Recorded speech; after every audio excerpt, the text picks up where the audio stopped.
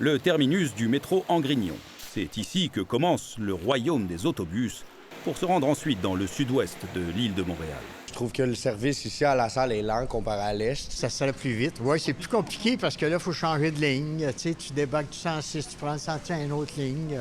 L'autorité régionale de transport métropolitain lance une consultation pour implanter un nouveau transport en commun dans le secteur. On présente tant les modes que les tracés, donc le territoire compte, c'est 20 de l'agglomération de Montréal, c'est un vaste territoire. Puis la meilleure façon de répondre aux besoins de mobilité, c'est de faire différentes propositions. Parmi les 6 scénarios proposés, il y a le prolongement de la ligne verte du métro, jusqu'à 6 stations supplémentaires. Mais surtout, le chemin que pourrait emprunter un tramway, même si des voies réservées pour autobus sont aussi à l'étude.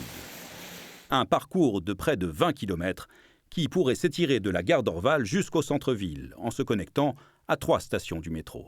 Une idée géniale, parce que ça ferait un gros gain en temps. Oui, tout le monde aimerait gagner en temps quand il veut se rendre quelque part. À la ville de Montréal, on voit surtout dans cette idée les derniers vestiges de la ligne rose. Ça se concrétise de plus en plus pour qu'on ait un objectif d'une mise en opération de ce tronçon-là d'ici 2030. Montréal a une préférence pour le tramway, et elle n'est pas la seule.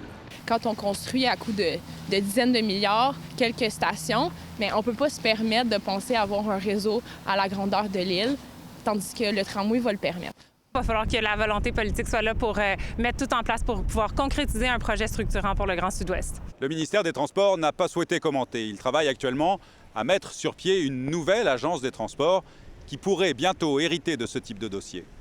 Ici Mathieu Prost, Radio-Canada, Montréal.